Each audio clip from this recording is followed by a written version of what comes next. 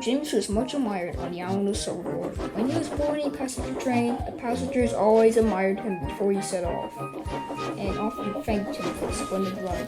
Likewise, when he was taking goods trains around the island, the tradesmen were always happy when he arrived, because they trusted him. "You are simply the best engine, James. Always smart and clean, always on time. In fact, the most reliable engine we know," they said. This made James very proud, and he often let the other engines know what everyone on the island had said to him. "I am simply the best," he bragged in the sheds and yards. One day, Thomas, Percy, and Eddie had to work in the yards, loading coal into trucks. This coal was a mixed coal, which needed to be taken to a huge coal hopper, which sorted out the best grade coal for important passenger and freight train duties, and the other grade for shunters and less important work. But because Thomas, Percy, and Edward were busy rolling up the trucks and shunting them into sidings, Stuntman gave James the job of taking the loaded trucks to the hopper. James hated this work.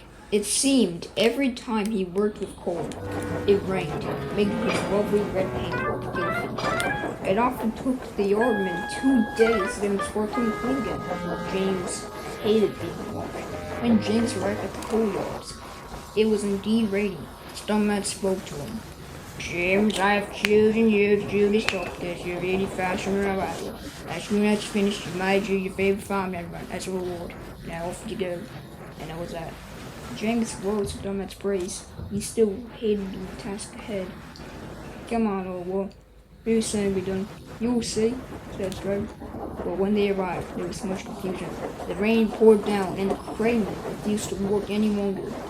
"There's a threat of thunder and lightning. Let us finish until it passes," said one to James's driver. James complained bitterly as they sorted out their trucks.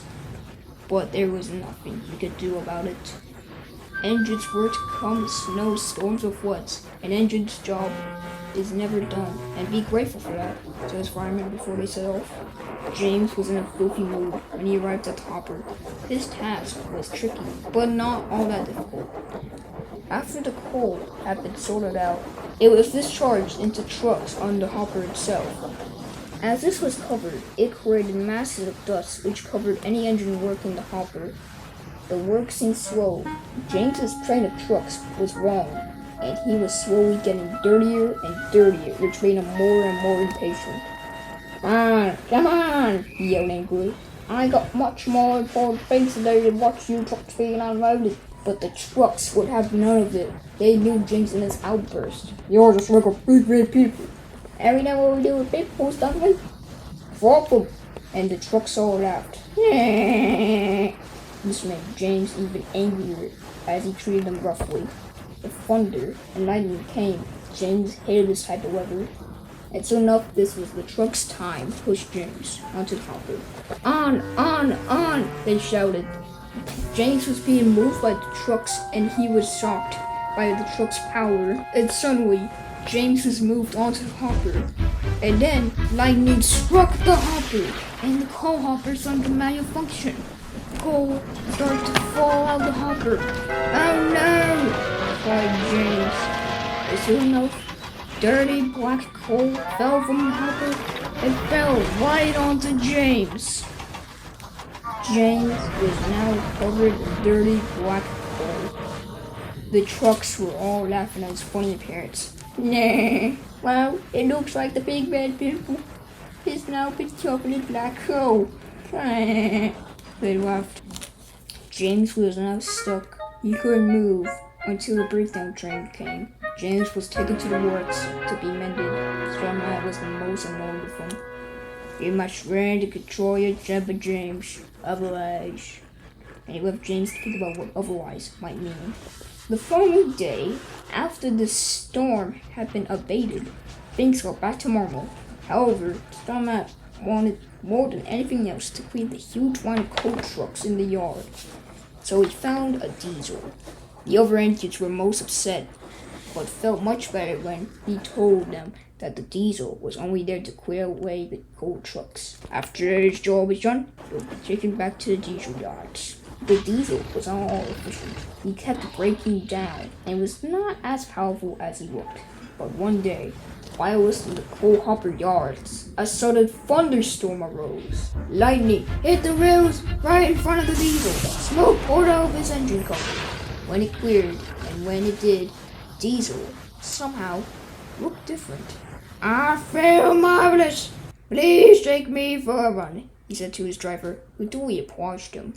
His driver could not believe the new power in E.D., as he was called. For some reason, the electric shock from the lightning had converted E.D. into Super E.D. He sped everywhere. Now, instead of only managing to pull a few trucks, he could pull masses of them at one go. The coal yards were cleared in no time. Stuntman was most impressed. "I should try you my express passenger service," he said excitedly. E.D. was delighted. He felt so good. He thought he'd work all day and all night, but he forgot about his driver and engineer. "We need our sleep," they told him. So E.D. had to stay in the yards close to timid sheds. All the engines made rude remarks about him and wheezed him whenever they could. But no matter what they did, E.D. whizzed here, there, and everywhere. Everyone wanted to see him rush by. He sped through tunnels, through the countryside, crowded mainline stations. In fact, he was going so fast that Gordon's record was under threat, which annoyed Gordon and the other engines immediately. Soon, E.D. was nicknamed Super E.D. Posters appeared all over the island. "Get ahead with Super E.D., they proclaimed. Even Ed's driver and engineer became special. They wore brand new uniforms with a badge with Ed's face on it. Stuntman, I never knew business was going to be so good before. He stood proudly on the platform outside his office and admired Ed. People came up and shook his hand and told him what a splendid railway he was running now that he was using Super Ed. And they wanted more like him. This was very disturbing news for the other engines. They blamed James for everything, no matter what. When he returned from the works, they wouldn't let him into the sheds. "You get styled up, you new pal Super Ed. It was your fault he arrived, so you could suffer all his insults," said Trevin angrily. So James had to park alongside E.D., who was very chatty. "Just can't wait though, there's nothing but us diesels working these yards. You steam engines are messy, slow, and noisy. I hate them. For me, I must say, I do like you, James. If it wasn't for you, no one would have known just how useful our ADM. Powerful and speedy too, that's me. You know, James, main lines were built for the likes of me. All you choppers are good for is the shunting yards. You could be as dirty and smoky as you want there. Leave the main one stuff to me. I'm mean, lean, and clean. That's why they call me Super. The old smokies are scrap." He scuffed and he sniggered away, leaving James to fume on the sidings. He wanted to pay the puffed up diesel out, but he just couldn't think of a way to do it. "Don't worry, James. That diesel's just a flash of the pan. He won't last, you mark my words," said his driver, and he was right. The next day, Gordon was waiting for his train in the yards outside Nafferty Station. A storm was brewing overhead, which was delaying things for him. Just then, Super Ed drew alongside. "I suppose you're waiting for the storm to pass. Well, nobody does me. I'm a diesel electric and I like storms. That's why they call me Super, because I'm super at everything, no matter the weather," said Ed, and he purred happily, waiting for a signal to move off. Just then, a bolt of lightning struck Gordon's front bumper, then zinged onto Ed. It seemed to spread all over him in a series of strikes. Ed's engine pipes exploded, then thick smoke began billowing from the vents of his engine covers. His driver tried everything to make him move, but Ed was all seized up. More and more smoke poured from his engine. The smoke drifted into the station, making everyone cough and splutter. It was so dense, no one could see where it was coming from. So Tom had appeared on the platform. "Get rid of that smoke. If it's an engine, it should be scrapped. I'll see to that, you duck my words," he said angrily. Little known, it was Super Ed, his new star engine. It was the end for Super Ed. He never worked again.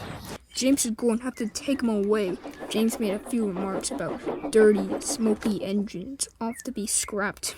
But James's driver made him laugh the most. "Well, it took a bolt from the blue to make E.D. Super, but it took a bolt from the blue steam engine that did for him." Gordon was everyone's hero. He made sure James was welcome back to the sheds again. "But remember one thing," said Gordon sternly. Those tricks might make you see red, but it's far from better to see red that isn't Super Ed. And they all laughed. James the Red Engine behaved much better after that.